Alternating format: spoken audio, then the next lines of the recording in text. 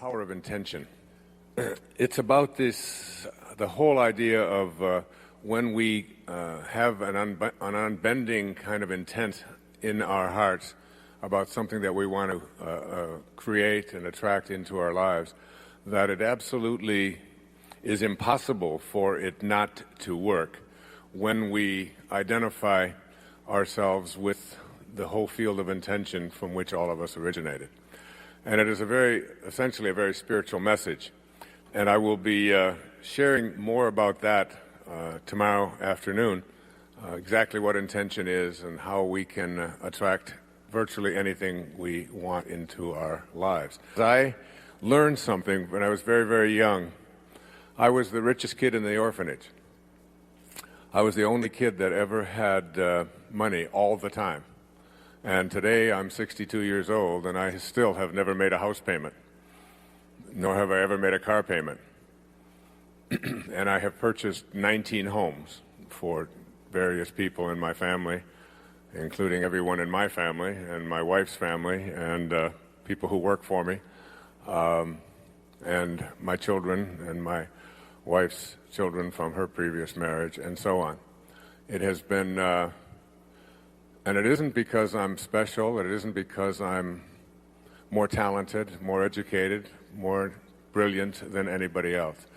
It's because of something that I have always known in my heart, and that is that something that Earl Nightingale, a man who was a great friend of mine and a dear friend, passed away a few years back, put out a tape back in the 40s called The Strangest Secret. And the strangest secret is nothing more than these words: we become what we think about all day long. And it sounds almost too simple to be such a great and powerful secret. But the fact is that our thoughts are the things that we use to create our reality. Tomorrow afternoon I will be speaking about the energy field from which all of us emanate. None of us came here because of our parents' blissful activity in the moment of our conception. We think that that's where we came from. But it's just an illusion, it's just a myth. We come from that place. My teacher in India a few years back was asked a question by one of his devotees: where does everything come from? And his response was, where does your question come from? It is from the same no place, the same place that has no boundaries and no form. And it is that spiritual element that all things emanate from. We become what we think about all day long. I've just published a book not very long ago called There's a Spiritual Solution to Every Problem. And the essence of that book is that when you bring higher and faster energy, which is how energy shows up in the universe, it's either high or low or fast or slow. And higher and faster energy is the energy that nullifies and dissolves lower and slower energy. And even more than nullifying and dissolving it, it converts it into something called love and peace and kindness and receptivity and creativity. So that if you are living in a place in your life in which you have shortages or which you have disease or which you have disharmony, or struggles at all, and anything that you label a problem, if you can somehow learn how to do a somersault into the inconceivable and land in a place where you're looking at a new level of consciousness in which problems are not a possibility for you, and that you can attract anything that you want into your life, that there is a source in the universe. Or you can have a different vision. And the vision you can have is of you to be able to attract and create anything that you want, the power of the mind. One of the great lessons to learn from these kinds of experiences that you'll be having here. So what I'm suggesting is that there is a place within each and every one of us from which all of us can go, to where all of us can go. There was a man that I admired very much.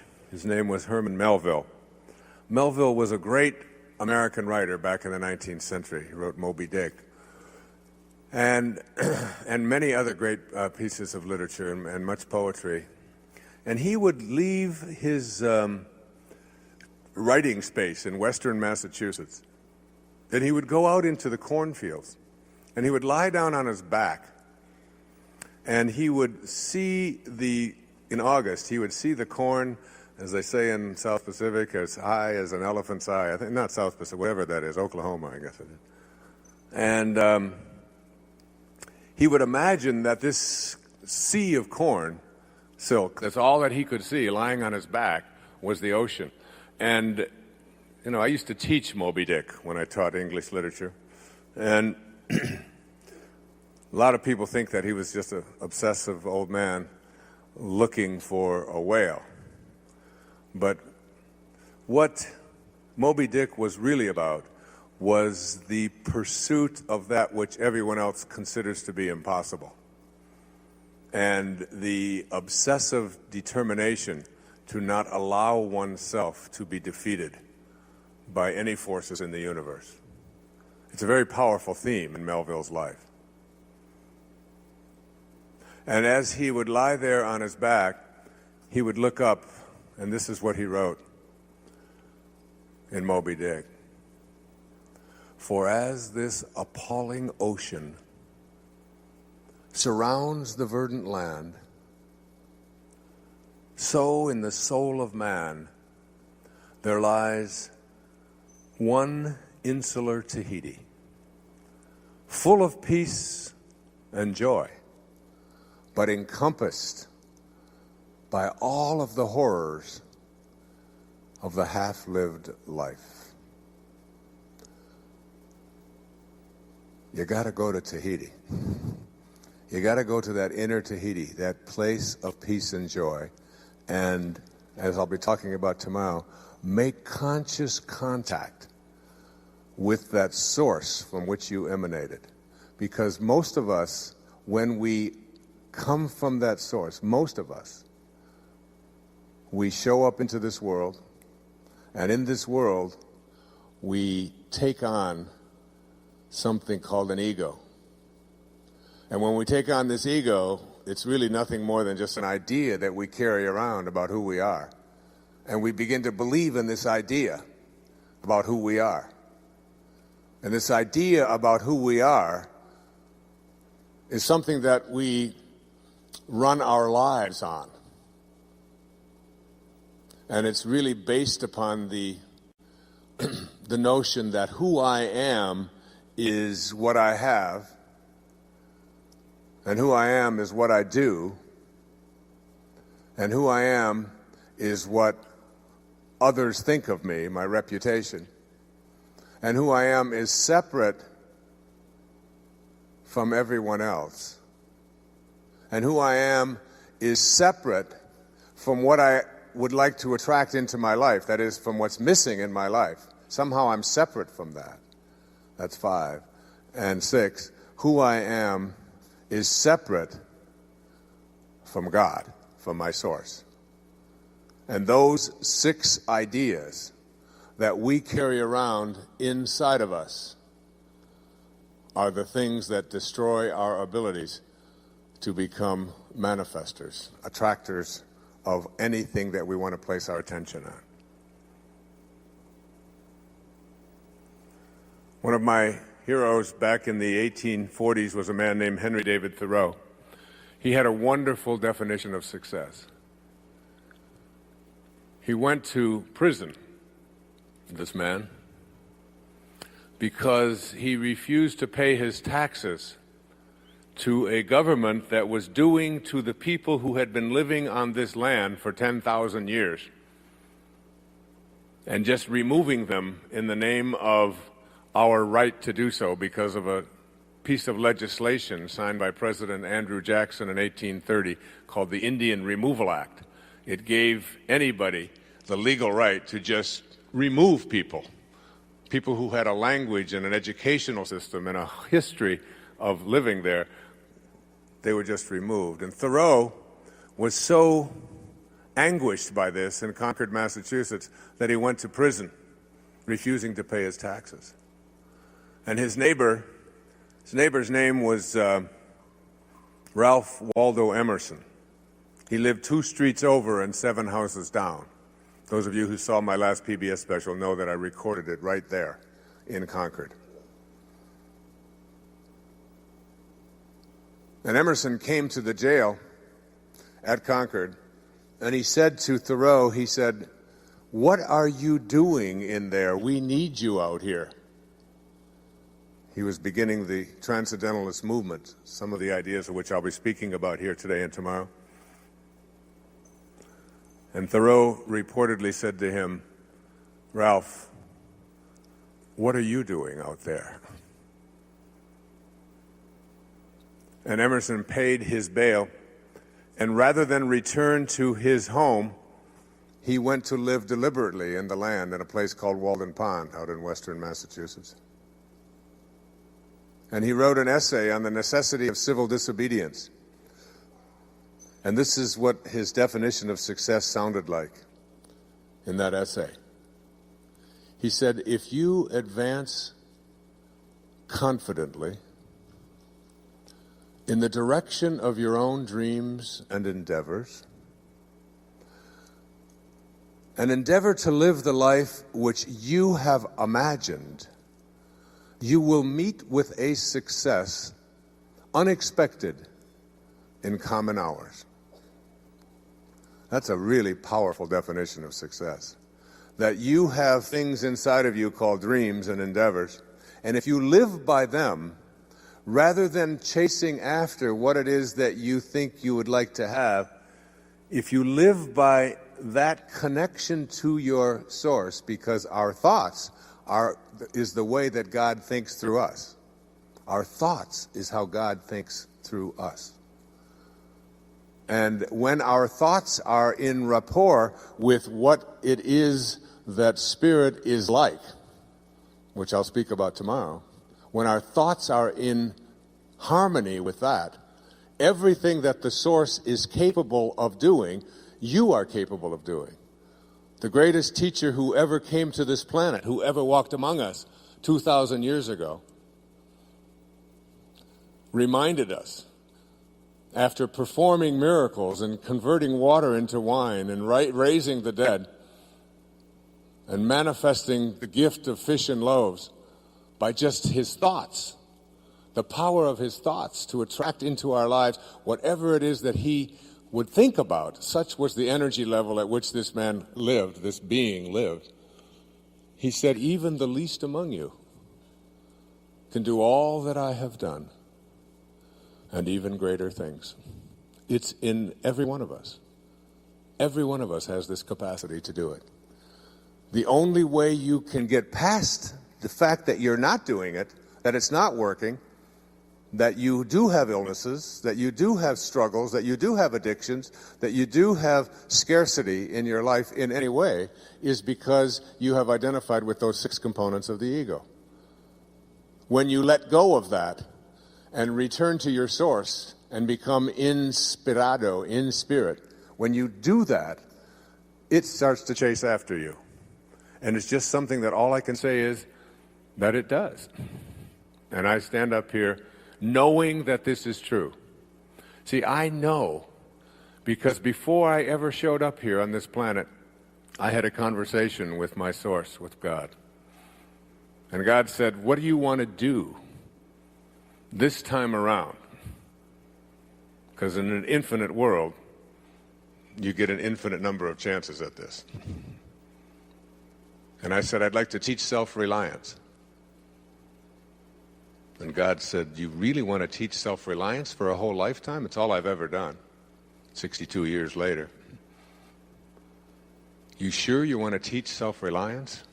I said, yes, that's exactly what I'd like to do.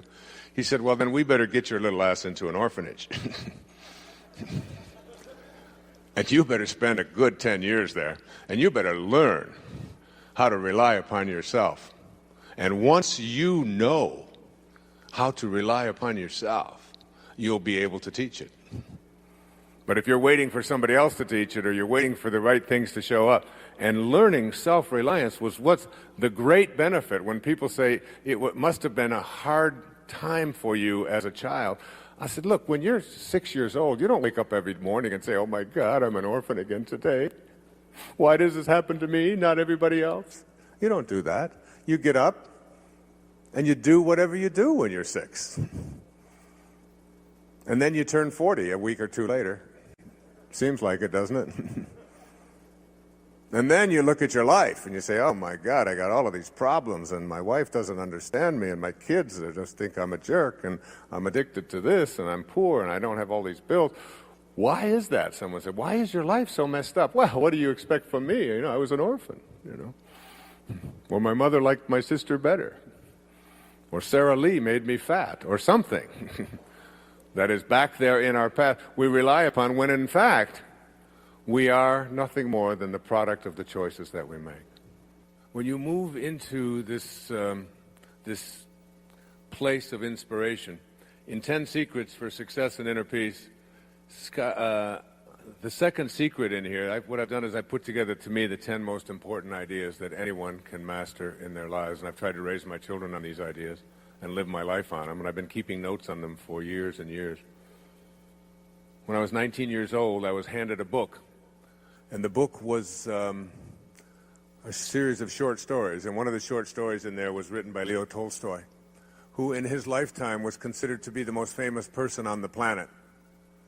1904, 1905, before radio, before television, before all of the communication, mass communication we have, this man was distributing novels all over the planet. Anna Karenina and so on. And Tolstoy wrote a short story, and I joined the Navy right after I graduated from high school, went out to California, got on board a refrigerator ship called the USS Vega, and I was going to go across the Pacific Ocean to join my ship, which was the USS Ranger, an aircraft carrier, the largest ship in the world at that time. And it was based in Yokosuka, Japan, and we took a ship that took 29 days to get to a place called Sasebo in southern part of Japan, Kyushu. And as I was getting on board this ship to go to my big ship, my uncle, Bill, who was a school teacher in Hayward, California, handed me a copy of this. He said, read this story. It's really important. And I was at 19 years old. And about 10 or 11 days out, I was in my bunk, and it was a little rough. And I picked up this story, and I started reading it. It was about 120, 130 pages. And it was the story of a man in Moscow. His name was Ivan Ilyich. And Ivan was a judge who hated his life, but he was committed to doing things that he had been programmed to do. He was a dancer instead of a choreographer. When I say a dancer, I use the metaphor from a song written by Jackson Browne called For a Dancer. He said, just do the steps that you've been shown by everyone you've ever known until the dance becomes your very own. Into a dancer you have grown from a seed someone else has thrown. Go on ahead and throw some seeds of your own somewhere between the time you arrive and the time you go home. And then the kicker, he said, because in the end, there is one dance you'll do alone. We'll all do it alone. And this was Ivan Ilyich. He hated his wife, despised her. He despised his life, and yet he continued doing what he had been programmed to do. He was a dancer, doing the steps that he'd been shown by everyone he'd ever known, and it had become his own dance. And he was even teaching his own children the same dance, and he despised that about himself. And he got to the end of his life, and he was lying on his deathbed. It's a great metaphor. It's a great picture to have in your own mind. And he was looking up at his wife, and he was holding her hand. And as he was and he knew that he was dying. The story is called The Death of Ivan Ilyich. And he looked up at his wife, and the last words that he said before he died were, "What if my whole life has been wrong?" And he died. Can you imagine anything more horrible to think? And I always think of that picture when I think of my children saying, "Do you think I should do this, or do you think I should do that, or should I stay in college because, you got a doctorate, you went to college, and will I be disappointing you?" One of the things Sky wanted to know, would I be disappointing her if she left school? Well, when I was 19 years old, I took out a little notebook, and it was one of the first things I wrote down for this book that I was to write 40 years later. And I wrote a note to myself. It said, "Dear Wayne," and I still have it, "don't die with your music still in you." There's just one life for each of us, our own. And Abraham Maslow once said, "A musician must make music, an artist must paint, a poet must write, if he be at peace with himself. What a man can be, he must be." Don't die with your music still in you. The world you live in is an intelligent system in which every moving part is coordinated by every other moving part. There's a universal life force that supports and orchestrates everything. It all works together in perfect harmony. You are one of those moving parts.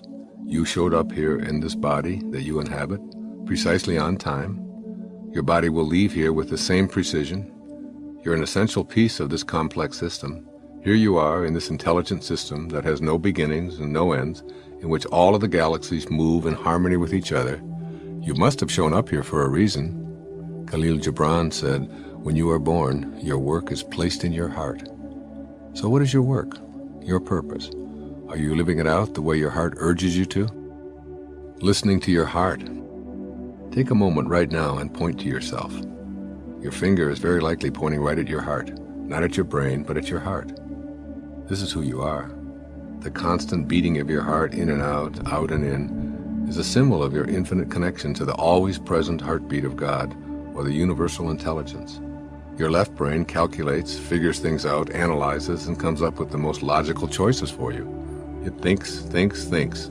Your right brain represents your intuitive side. This is the part of you that goes beyond reason and analysis. It's the part of you that feels things, that's sensitive to love, that's emotional about what's important to you. Your right brain allows you to tear up as you hold your babies or bask in the beauty of a glorious day. Your left brain can analyze it, while your right brain lets you feel it.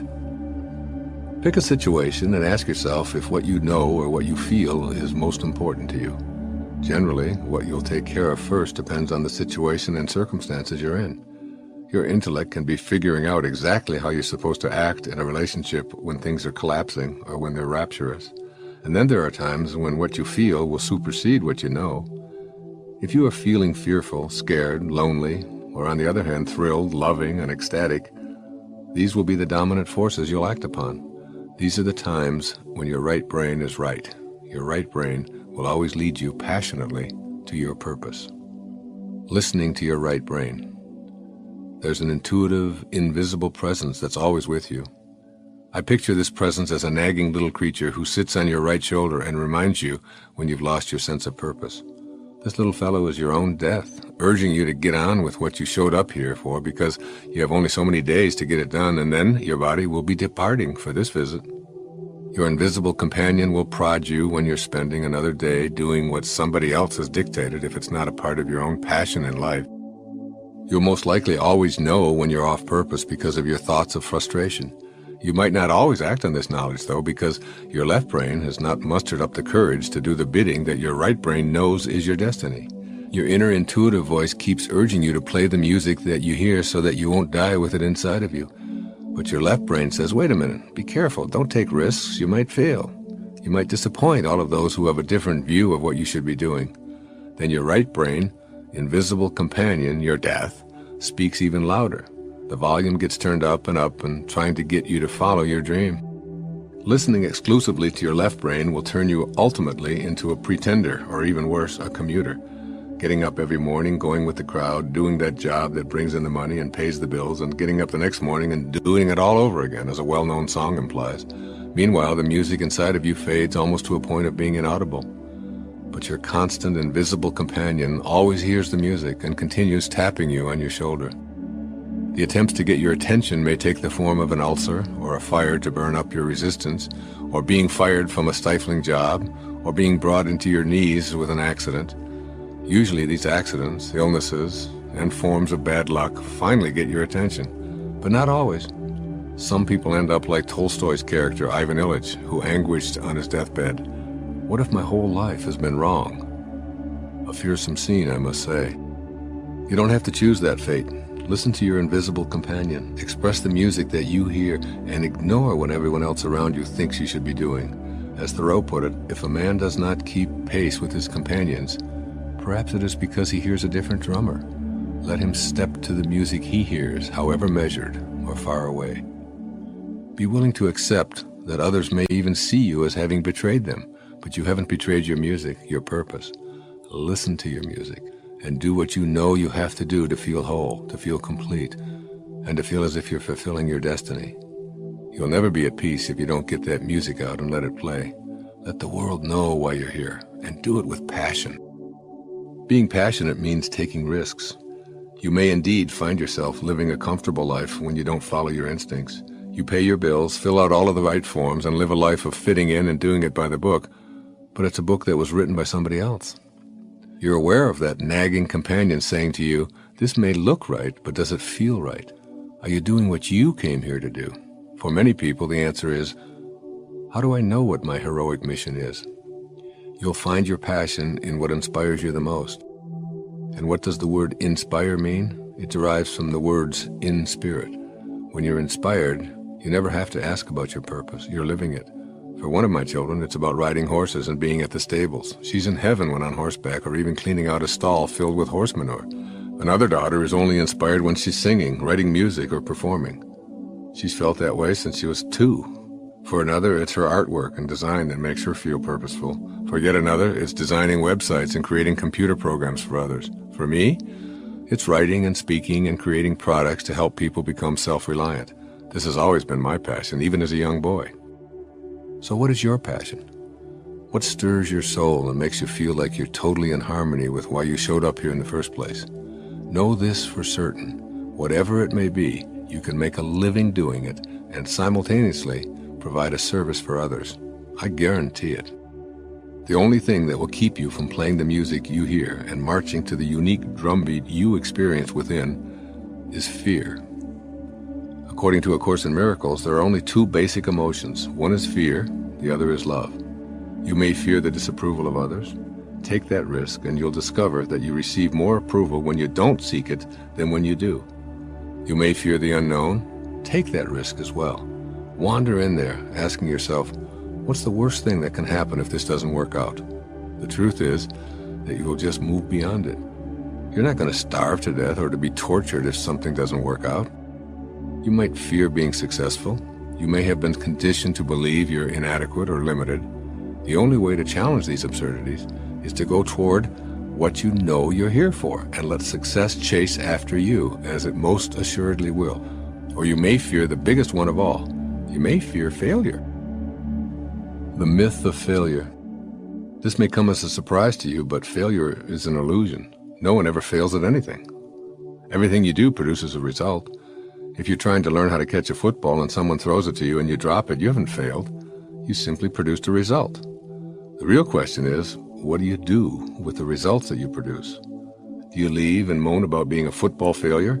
Or do you say, throw it again, until ultimately you're catching footballs? Failure is a judgment. It's just an opinion. It comes from your fears, which can be eliminated by love. Love for yourself, love for what you do, love for others, love for your planet. When you have love within you, fear cannot survive. Think of the message in this ancient wisdom. Fear knocked at the door, love answered, and no one was there. That music that you hear inside of you urging you to take risks and follow your dreams is your intuitive connection to that purpose in your heart since birth. Be enthusiastic about all that you do. Have that passion with the awareness that the word enthusiasm literally means the God and theos within, diasm, the God within. The passion that you feel is God inside of you, beckoning you to take the risk and be your own person. I've found that perceived risks are not risky at all once you transcend your fears and let love and self-respect in. When you produce a result that others laugh at, you're also stirred to laughter. When you respect yourself, stumbling allows you to laugh at yourself as an occasional stumbler.